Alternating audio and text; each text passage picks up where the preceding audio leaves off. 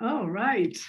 So I guess we'll get started. Welcome. I see faces. I see folks I know. I see faces of people I know, but welcome. We're very excited about today's program. We're actually broadcasting from Guatemala City. I'm in Guatemala City, and our wonderful guest, Marcela Jereda, is in Antigua, Guatemala. So it's the first time that we're broadcasting International Women's Day Conversation Program from elsewhere, not on campus, not in Geneva, but in Guatemala, and of course, our virtual world. So welcome everybody. I want to thank everyone for being here. I want to thank the 4 women who've made this program possible. Nancy Sherry from Intercultural Affairs. Thank you, Nancy, for all the support, the technology, and there she is. My rescuing angel, Chevy Devaney, Director of Alumni Relations at the colleges. She's here in case Zoom swallows me for some reason.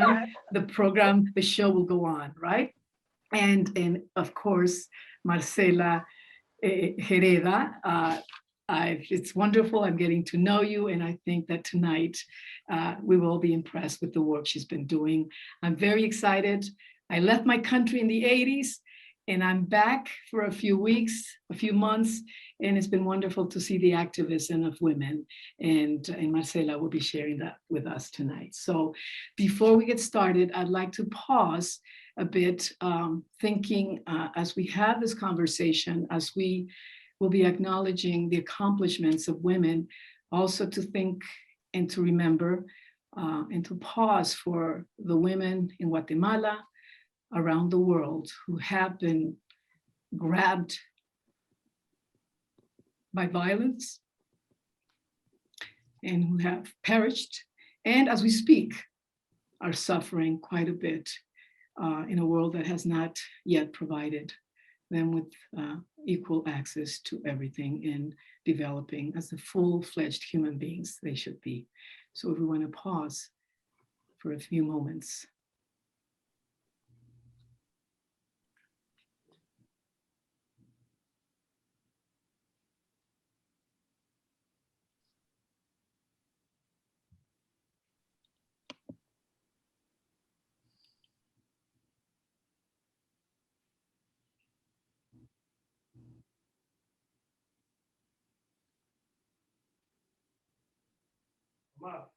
Okay, thank you. Thank you. So let me introduce our speaker. And in a bit, as we reflect on a very sad situation, I think, yes, we should always reflect on what still needs to be done. But very importantly tonight, it's a conversation on what's being done in the context of Guatemala, right? We're going to be speaking about women's activism when it comes to climate justice and the key connections between social justice and environmental justice through the lens of women's leadership in Guatemala. And so I'd like to introduce Marcela Jereda, anthropologist, columnist, editor, activist. She's rooted her work and activism, all rooted in literature, poetry, journalism, and coalition building. She has sought to cultivate the ethnographic essay, and we may get to speak a little bit about that, on intercultural, urban, and rural situations, with an eye on the marginality of so many in the context of Guatemala and around the world, such as women in Western Sahara who have lived in Spain and Cuba and who have had to return to refugee settlements. She has also advocated for the reproductive rights of Indigenous women, and she's passionate about the struggles for environmental and social justice. So welcome. If we were all together, we'd be blah, blah, blah. So feel free to applaud and cheer and anything you want to do. So welcome, Marcela. That's our virtual space. And to start, could you share with us a bit on your life as an activist in Guatemala? Perhaps there was a moment in your life, to quote Guatemala's Nobel laureate and indigenous rights activist Rigoberta Menchú, así me nació la conciencia. This is how my consciousness was born. If you could talk a little bit. Okay, thank you, Alejandra. Thank you everyone for listening. It's nice to share this evening with you all. So I would say 3 moments. The first one was growing up, watching my dad working to help form medical leaders among poor people in Guatemala. There is no attention for public health, so communities need to find how to solve the absence of the state.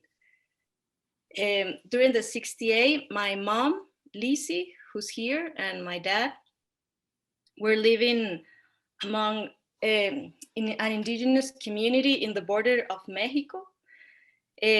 My dad was forming medical leaders, and my mom was alphabetizing uh, indigenous women. And my dad has always had this like activist spirit. So I would say it's in my veins in a way. And then the second moment, I attended high school with Catholic nun school, the Maryknoll Sisters. The Maryknoll Sisters claim the philosophy of liberation of theology and try to build the kingdom of God on earth. And they preach to see God in every human. The mission of this Maryknoll High School was to build justice and to transform unjust circumstances in which the majority live. I became very close with a rebel nun. Her name was Sister Kim. Sister Kim was from Brooklyn. It was very difficult for me to understand her accent, her slang, because she talked too fast.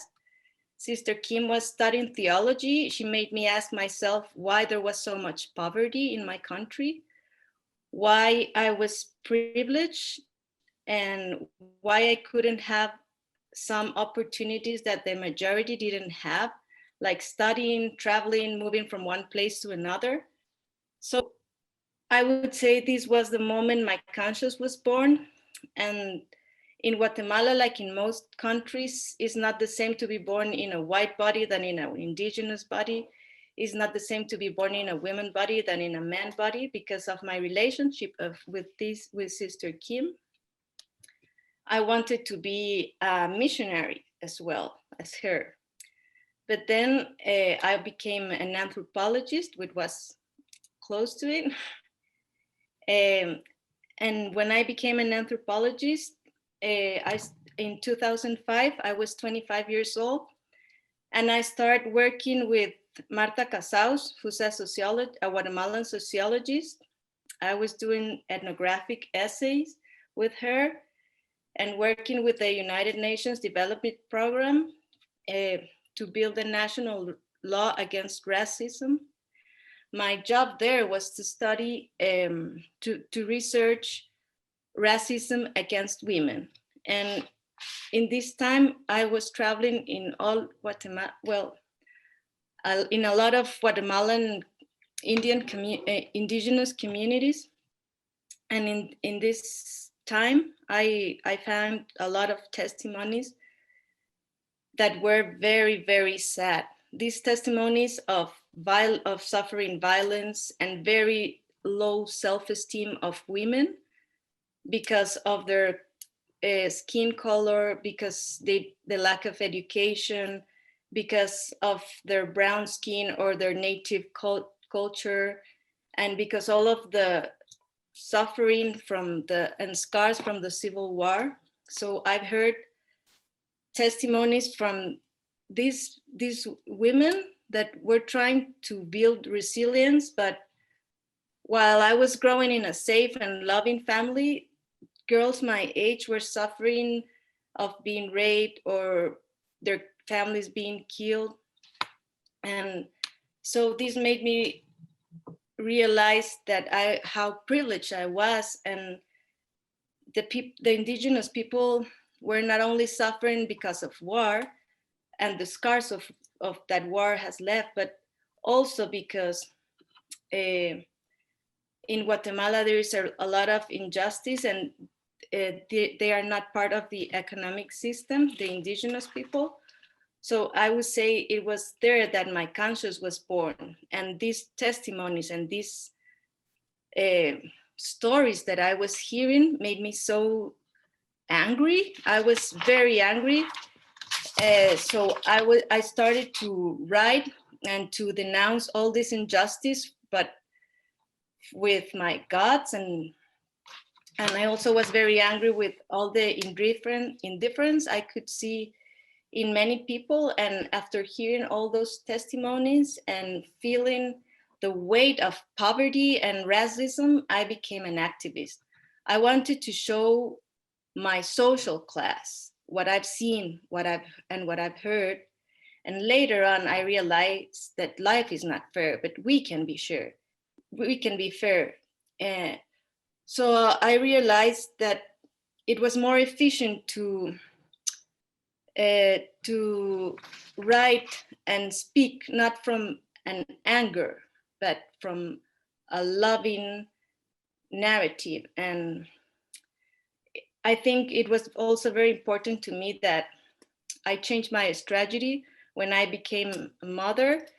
And so I connected with tenderness, and I could say the same speech, but with different words and with different approach. So I started to write in the newspaper 17 years ago, and in El Periódico, and I also start to work with Mayan organizations to empower women. And these are the moments that were very important to me. Thank you. Wow. This is very special because I also went to the same school, Monte Maria, and many, many, many years before you did. And I remember the rebel nuns. And it's interesting because I think you've taken me back to that moment where I connected.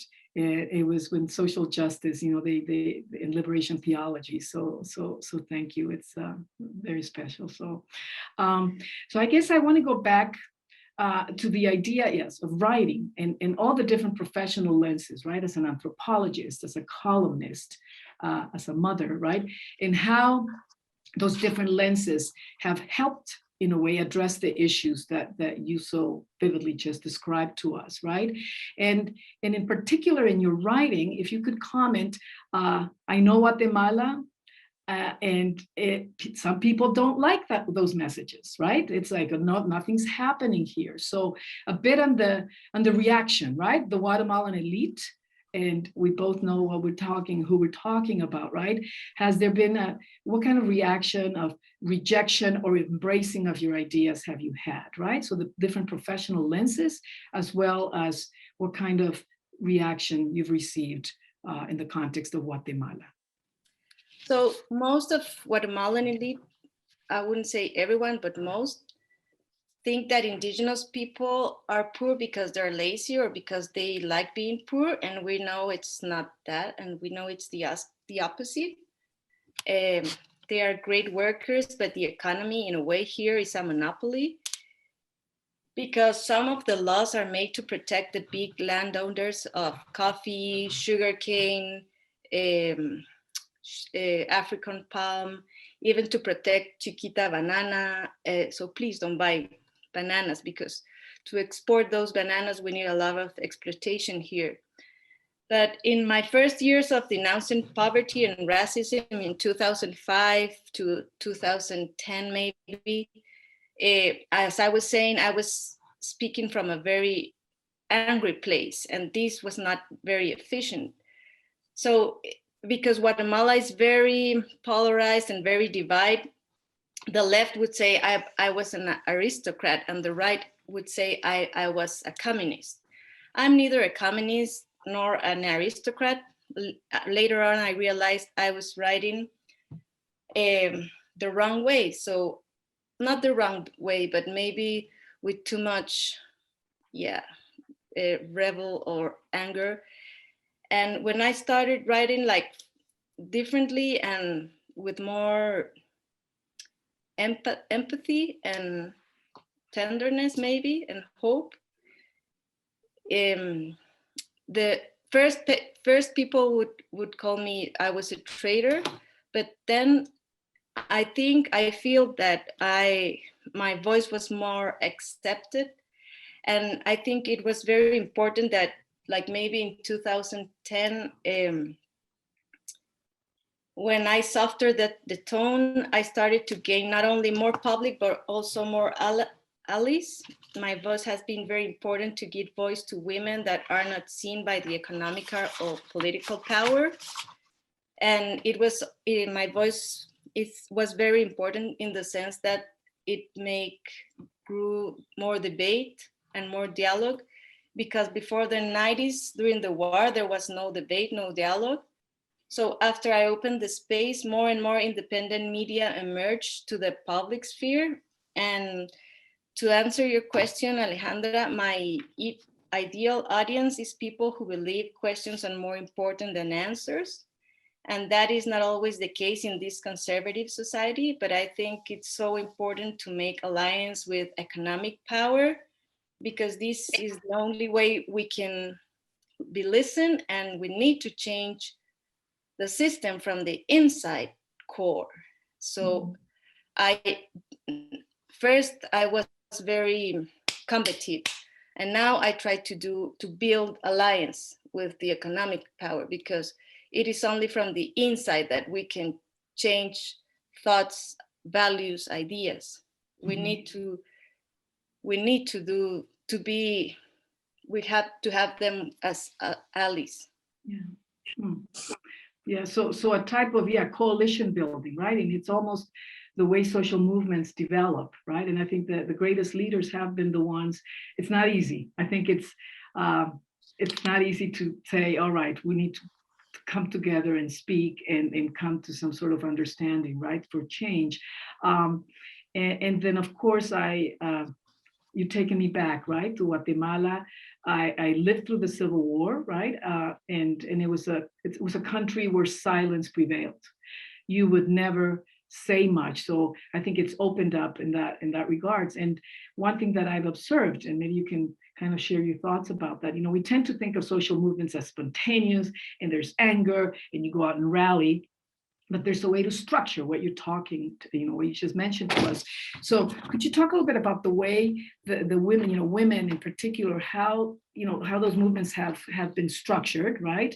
The structure that is based on allyships and coalitions, right? A bit on how women's activism, from your perspective, has been structured in the context of Guatemala. Feel free to give examples, because I know you've been very engaged and involved with a lot of organizations. So the women movement in Guatemala is considered of a set of groups and organization, mixed spaces. And it's very interesting how it has evolved during the last 30 years. Like during the Civil War, some of the militant women expressed how they felt that they were treated in a different and marginalized way. So this situation made them question their male counterpart, and also it made them create a strength for doing their political demands. So they started to organize themselves to do different demands of what they were doing first. So in the 90s, some women organizations in Mexico and Chiapas, and some of the refugees formed some organizations like Mama King, Madre Tierra, Ixmucanem. And then after the peace agreements in 1996, thousands of women and widows unified to organize and search for justice together. So some new organizations came up, such as Conavigua, the GAM, Tierra Viva, Grupo Guatemalteco de Mujeres, La Cuerda. No, La Cuerda, it's more from early 90s. It's a newspaper that has a feminist agenda. But I think it's after the peace agreements, and after United Nations opened a program to empower women here in Guatemala, a lot of organizations, NGOs raised and became a big coalition, like on the early in 2000. To me, one of the biggest challenges of the Women Coalition here is to have a common vision. And from my experience and from what I have seen in social movements that sometimes die or get lazy or get asleep, it's because there's a lot of a big male battle of ego. So I've seen sometimes the work of women is fundamental in the sense that it's very important to build values based on reciprocity, tenderness, love, compassion, collaboration. So in Guatemala, we have the example of Telma Cabrera, who's a Mayan leader and has shown that she ran for a president candidate 2 years ago. And she is a very important leader that has shown that together we can rise up our voice, and together and in union, we can become a political force. She says that fighting for justice and ecology is fighting for the interests of Mother Earth. And she thinks that ecological justice and social justice is the same path. Because as the Indian philosopher Vandana Shiva has pointed out, in history, the work of women was the less important, seen like the less important. Like going to war was important, killing people was important. But now we know that it's not that way, that the tasks and jobs and the work of women is very important. Providing water, taking care of families, teaching how to love and protect plants and the planet. We need the value of how to live with nature. We live the women's knowledge. We need to learn how to share and how to collaborate. And this is the knowledge that we can transmit and that we can share as women. And this is what I've been seeing in Mayan communities, that women are trying to get that battle of ego that happens in a lot of social movements. Like, let's calm. Let's listen to in a different way. Let's listen to the earth. Let's listen to what is the earth telling us? What is the forest telling us? Let's listen. And so by this message of Mayan women, it against sometimes male trying to gain power and ego, it's a battle that never ends. And in a period of privatization of natural resources, women are being the ones who can restore the true sense of how to be women, I think. We have been told that the big corporations feed the world, but that is false. The ones who feed the world is the sun, water, and it's women. What happens to Earth happens to us. Our body is our planet. And this is what I've been seeing in the Mayan experience, that, for example, Telma Cabrera and some of the Mayan leaders here are trying to denounce, like, for example, landowners of coffee or sugarcane sometimes desvían ríos. ¿Cómo se dice? They deviate rivers, they push them out of their course. Yeah, they push them out of their course to use the water for their sugarcane, and so the communities run out of water. So it is important. It is very important that we listen to these messages that are trying to say, hey, we cannot keep doing the same way of exploiting these natural resources, because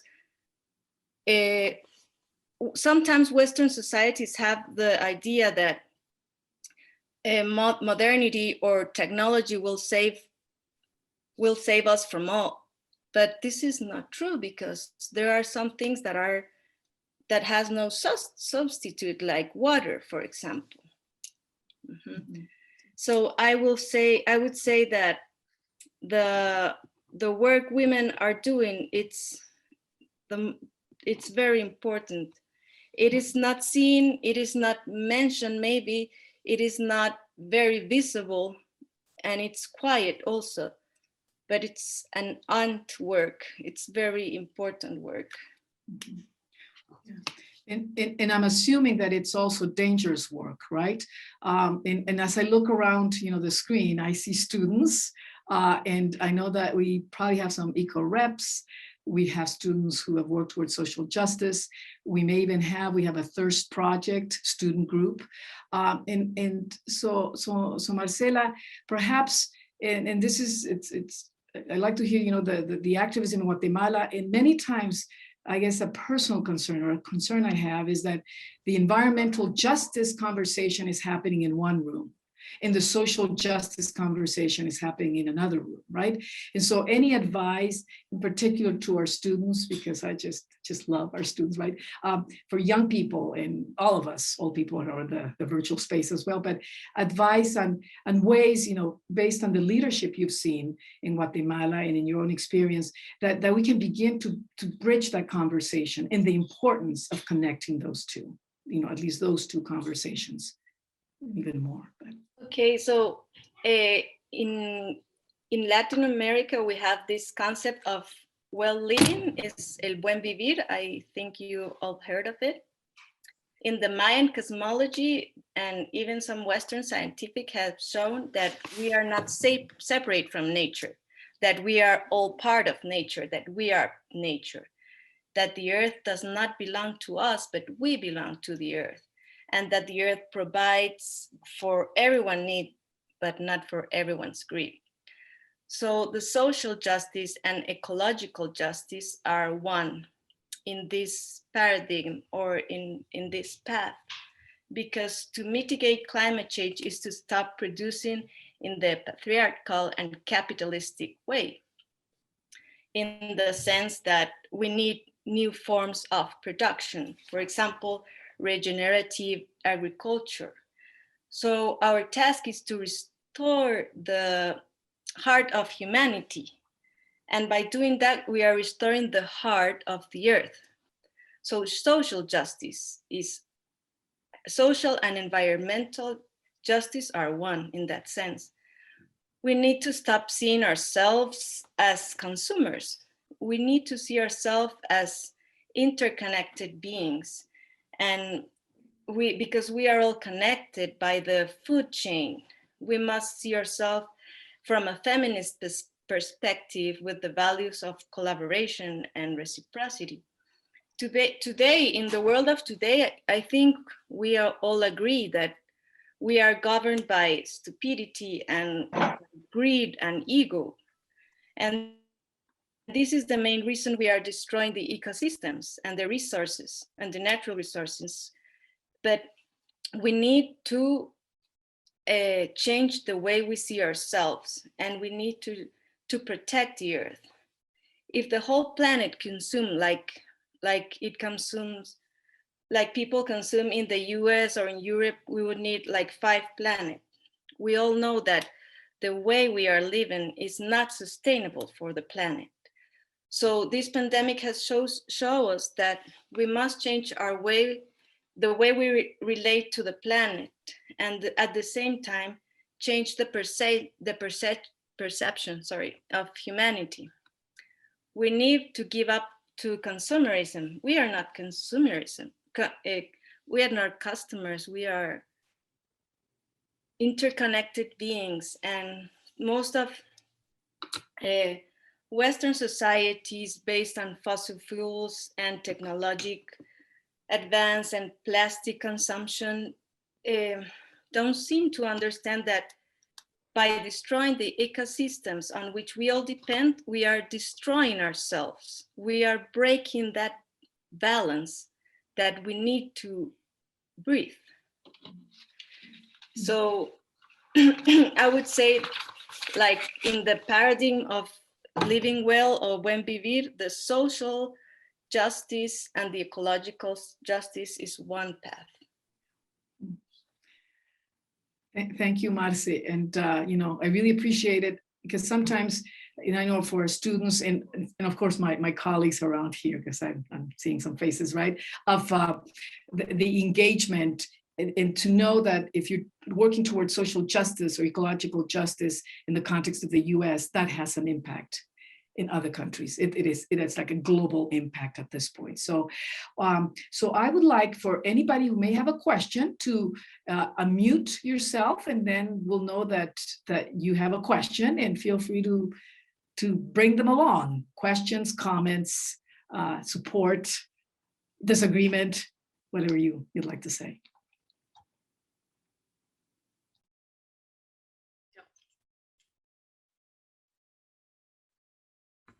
Okay, can I talk? Sure, Lucia. Okay. Okay. Yes. Well, I want to say that I love the conversation. The most I like it is that what you said about the literature, about the narrative. I think it's very important. One of my best friends is he's an indigenous from Chiapas, Jacinto Arias, and he told me that his father told him he was the how we say, he was working with the Calixta Guiteras, the dangers of the soul. He was his informant, and the father told to this friend of mine. Now he's old, but he told me one time that I was younger at that time, and I wanted, almost the revolution to all the indigenous, how they were suffering. And he told me, we have to use our writing. It's not good to fight, because if you want to transmit the people, you have to do it that way. And I think that's very important. And also in Kurki, the people from Kurkis, the Kurds some of them live in Turkey. The father of one of my friends told me the same, that his father said that the gun of the Kurds, it has to be the writing, not to fight all the time. And I think that's a very good idea. Thank you.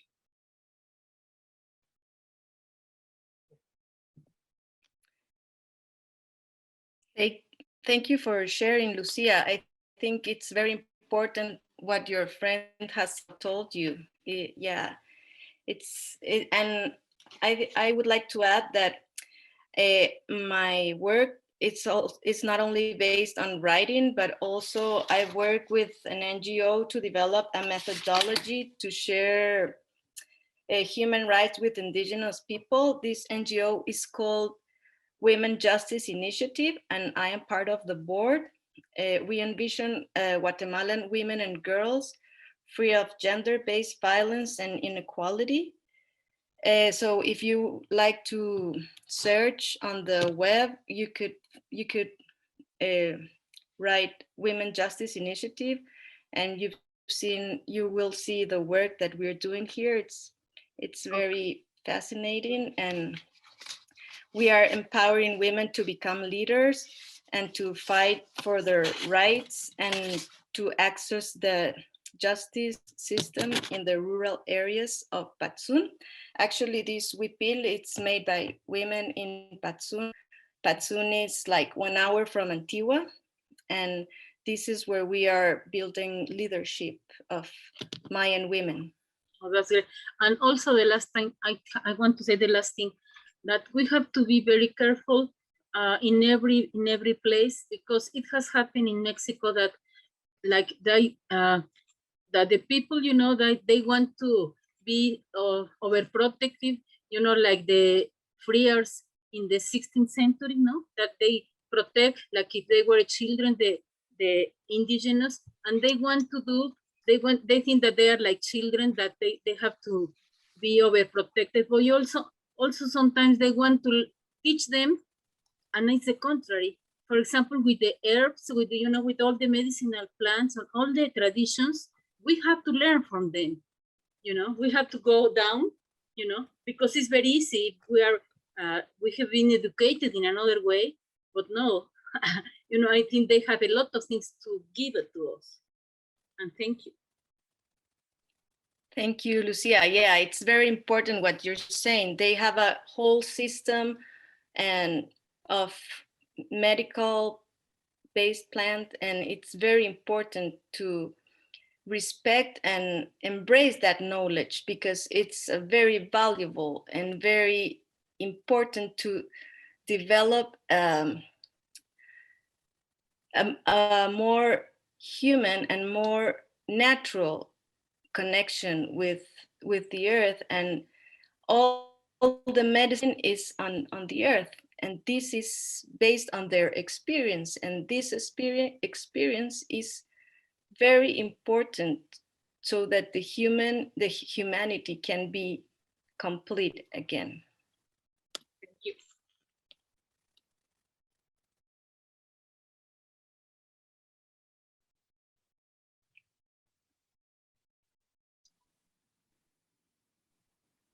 Anybody else? I'm muting somewhere. I'm checking. Or any comment, it's a good space, so feel free to. Hi, this is Michael, the Sustainability Manager. Awesome presentation. It's so inspiring to hear your story and all of the great work you've done. So first of all, I just want to thank you for sharing your story, and thank you for, I like to say, fighting the good fight, for standing up for justice of equality, standing up for the justice of the environment. And I was wondering if you can maybe perhaps provide examples of maybe some of the ways in which the women that you have observed are living, sustainably, maybe like off the land. They're not consumers, they're producers. They grow what they consume. They build their own homes, right? And I love the whole point about our eco footprint that you mentioned, that 5 Earths it would take if every person in the world lived like an American. That's a very important concept. And yeah, so I would just wonder if you can maybe speak to what you observed studying some of the Native women, and what, how they live and how they produce more than they consume. Thank you, Michael. So there is a peace and liberation movement here in Guatemala, and this movement is trying peasants to produce their own food by 2 methodologies. The first one is regenerative agriculture and agroecology. And there are some communities that were returned after the Civil War, the ones that were refugees in Mexico, and these these communities that lost their jobs, their lives, their everything. So they didn't have anything when they came back from Mexico. So they needed to work together. To build community was not a dream, but a necessity. So because they have this necessity to work together to be more efficient, they started producing their food and started a sustainable community. That community is called Copal. Copal is in Alta Verapaz, and they are trying to, because in Guatemala we have a big problem with diabetes. A lot of indigenous communities are drinking a lot of sodas and eating a lot of cheap food. So these communities have studied that they need to stop eating that junk food, because it's causing a lot of disease, and diabetes. So they build a whole knowledge. They want to recover the, a ver, Alejandra, si me ayudas, como recuperar la sabiduría ancestral de la nutrición. Recover the ancient wisdom of ancestral nutrition, right? I mean, because before the coming of the Spaniards, the Mayan used to eat a very healthy, they have a very healthy nutrition based on frijoles, maíz, calabaza. They didn't have any sugar. They didn't have any trigo, any harinas. So they didn't have wheat, and they ate beans and squash, very similar to Native American communities as well, right? Squash, beans, and frijoles, calabaza, and corn, right? Mm-hmm. So this new, this well-being system is an example. The well-being or buen vivir is a system based on eating from the earth again, and not eating junk food, because this junk food not only contaminates our rivers, our lands, our forests, but it makes our bodies get very enfermos, it makes our bodies get ill. Yeah. Mm-hmm. So yeah, in Petén as well, in the north of Guatemala, they're practicing a lot of this regenerative agriculture, and there's a lot of planting trees to have more natural medicine and natural, well, to go back to the diet base that we had before the Spaniards came. And this is not possible because, well, we are all the Western way of eating is everywhere now. But I think anyway, it's important, and it's a way of decolonizing our minds, our bodies, our hearts, all our different practices in life.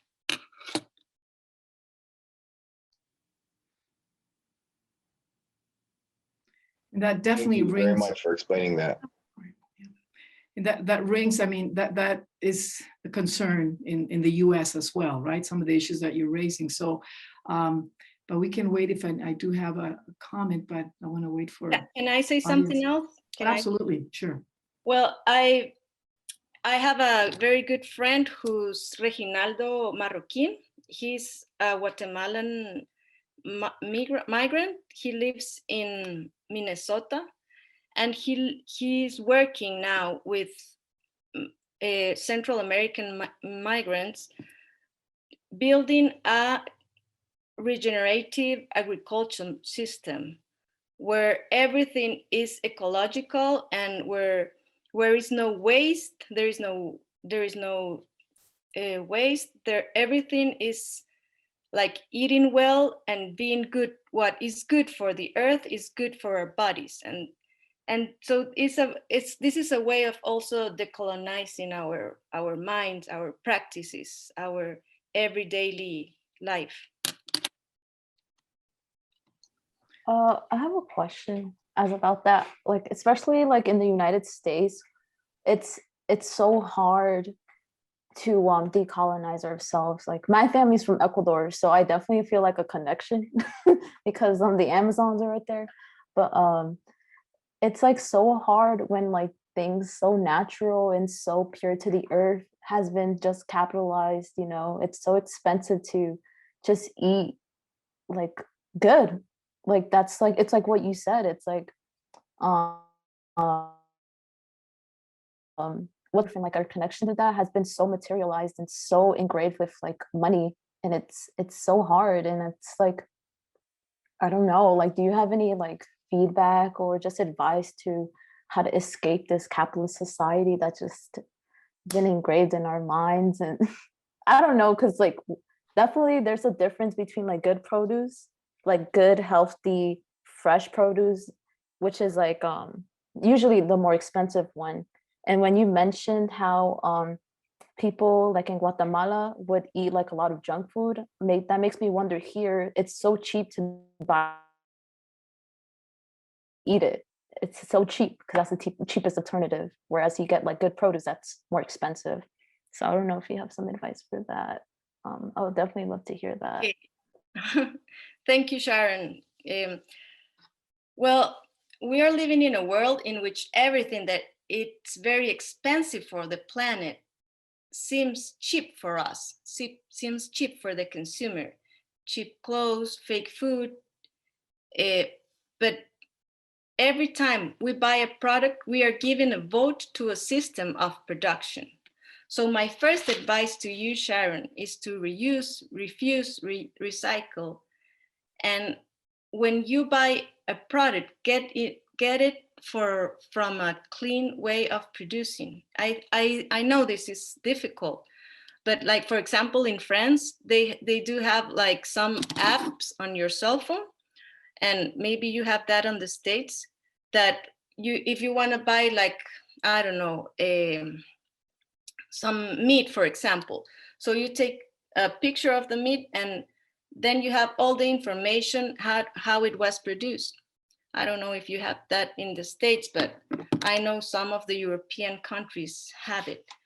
And my advice to you, it would be to find like an alternative community where you can find like good products on a fair price, because I know it's very expensive, like to buy organic. It's like a salad, it's like maybe $7 and a pizza is $1. So I know it's really difficult, but maybe you can find like alternative groups that are producing in a different way. I would say that one of the biggest challenges is to work with our hands, hearts, and minds aligned. And this, for me, is the highest way of being human today, and to produce our food and protect seeds and cook. That would be my advice to you, like our grandmothers used to do. Here's my sister Nandi, and she loves to cook. And I think it's very important to cook and to keep that very active. And we must decolonize ourselves, our body, our minds, trying to rebuild ancestral and communities and all the way our grandmothers used to do. Like they would bring their bags, they would set the table for a lot of people to share, to do community. It's very important to do community and to find, to, like Bob Marley would say, emancipate yourself from mental slavery. So yeah, let's not obey to the dominant system that makes us think that we are what we consume. We are not what we consume. We know we are much more than that. So I would say, like, it's very important to speak with the language of the people, speak from the place of the other. And I would say it's very important to recover the wisdom and humility of the native people that know how to live in harmony with the earth.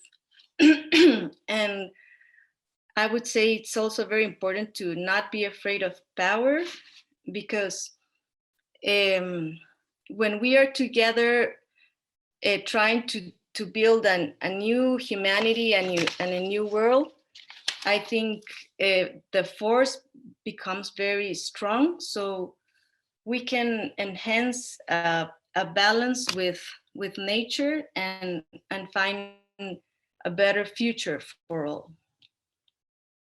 Thank you. Wow. It is the message of, some people may say it's idealism. No, it's practical and it's sound, and thank you. Let's see if we have any other voices. I just have one last comment, but yeah, but before I switch to our students going to Guatemala. I don't think I shared this with Marcela.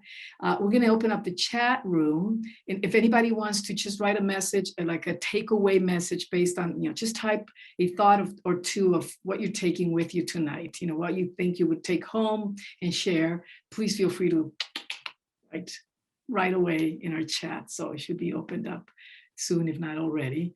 Thank you, Chevy. So just a quick note, I didn't share this with you, but we actually have a spring program in Guatemala. I don't know if we have any students who have gone there to Guatemala. Students get to go to, they go to Antigua, Guatemala, and then they go to Panajachel. And this is connected to the work you're now doing. Lake Atitlan, I lived there many, many, many years ago. It's a beautiful lake. It's been polluted with plastic and all sorts of trash. And I know, Marce, that you've been involved in an anti-plastic, no plastic bag project. If you want to talk a little bit about that project and any projects that you may be working on, right? And how you see the ecological future for Guatemala, establishing the connection, if you could, with countries like the US, right? So Lake Atitlan, plastic, your projects, and the future. Wow. And that should be about it, unless anybody has, but don't leave us yet, right? So your words of advice and experience.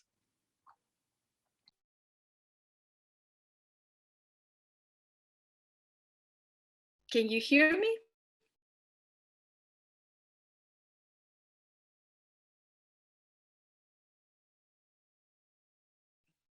Can you hear me? Sí, te oímos. Oh, yeah, yeah, we can hear you. Right? So, I think yeah, I've been part of a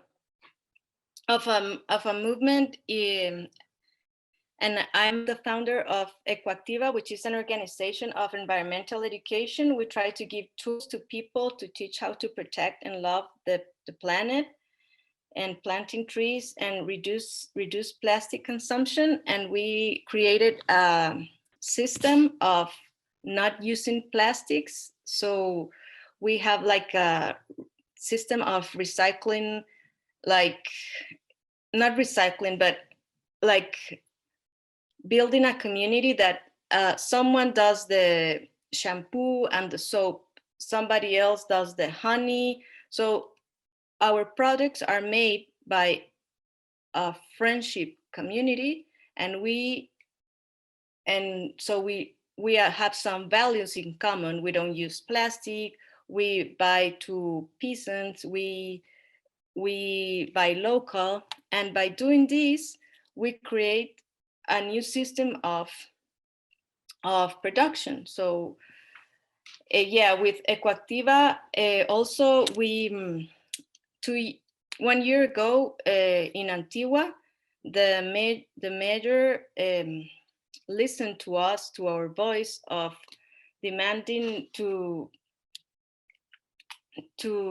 reduce the plastic bottles and bags. And we also made an alliance with a important company here in Antigua that is called Ecofiltro, that has a lot of social responsibility, and their production is very clean. So our common goal is to reduce water bottles, because the plastic bottle is not recyclable. So we are by doing this alliance, we have reduced a lot of this plastic that they all end up in the ocean and in our rivers. So one of my hopes is that we have a national law for separation of litter, because most of our rivers and oceans are contaminated. And so, and in the US, I would also suggest that ask people to refuse every single use plastic, and yeah, we can use glass. Glass is always more healthy. Yeah. And one of my other projects is that I am writing a book about ecological studies, stories, like for children and for adults. And I'm working as well in this community of Jocotenango with an organization called Los Patojos. And I'm helping teenagers to denounce violence against women by doing like little videos or songs or art or different artistic expressions. So I do like a lot working in Jocotenango with Los Patojos and with Ecoactiva. And we have different challenges, but they are, like I said before, connected in a way, in like social justice and ecological justice is one path.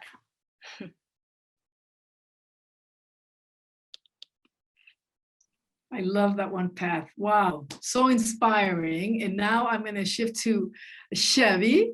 Unless anybody has any questions, we're about to finish our program. Thank you, Marcela. But Chevy will lead us to the final goodbye, but there'll be more programs. Sorry. Yeah, Marcela, I am just so excited that I joined in tonight. I was going to be here anyway without our Alejandra's request to be her backup in case the Wi-Fi went out at her home in Guatemala. But you know, so many good things. You said so many. The number of sound bites I wrote down, and you know, what is good for the earth is good for your body, right? And I think it's one of those things that we've been trying to do a lot in cook, right? And I think a lot of us are probably doing a lot more cooking nowadays than we've done in the past, and trying to eat well and take care of ourselves. But you know, the importance of International Women's Day, it shouldn't just be celebrated obviously on one day, but I'm really glad that we have this day to spotlight the issues that women around the world and locally have been fighting for years. And that in Jamaica, it's like you little but you talawa, right? And the voices of women, like you said, are often quiet, but you're doing and we're doing such important work. And so I'd want to encourage the students, certainly on the call, if there are any alums who are here this evening, certainly faculty and staff who've joined us, to heed what you've said, and certainly the work that our sustainability committees across campus are doing. But Alejandra, thank you for, you know, even when you are worlds away, well, not necessarily worlds away, but certainly miles and hours and away, taking care of your family, and you're taking care of us at the same time. And Marcela, you are taking care of our future generations with the work that you're doing at home. So I'm here to bid you all farewell and thank you all for joining us this evening. And I know that, Marcela, when you finish that storybook or that book, and when we can travel again, Alejandra, I'll support you in bringing her back to campus so we can meet you in person and just continue to hear your stories. I could listen to you for hours. So thank you so much, everybody, for joining us tonight. Thank you very much, everyone. And yeah, I think together we can change this story, and together we can be the change we want in the world. Thank you very much. Perfect. Thank you. Gracias. Muchas gracias. Ten buena noche. Thank you so much. Lo van a hacer en español. Sí. ¿Cuándo? Gracias. Gracias. Buenas noches. Buenas noches. Hasta pronto. Muy lindo. Bye. Bye, bye. Bye. Gracias, Laita. Gracias, Mami. Gracias, José. Ahí están mis hermanos. Ay, qué bien. Un saludo muy especial para mis hermanos. Sí. Ay, You're doing awesome work, Marcela. ay, qué hermana, qué hija, qué activista. ¡Wow! Solo por mis papás y la familia que tengo. Y por mis hermanos. Y por ser Así mamá es. y esposa. Ujú. Bueno, muchas gracias, Alejandra. Ok, pues gracias a todas. Gracias, Marce. Ya pronto te voy a conocer en persona. Ya mañana tal vez llegamos. Okay, so hope to meet her in person before we leave. But go back. Absolutely. So, okay. Absolutely. So familia grande. Okay, nos vamos. Now we disappear. We'll be back at some point. Ciao. Mwah.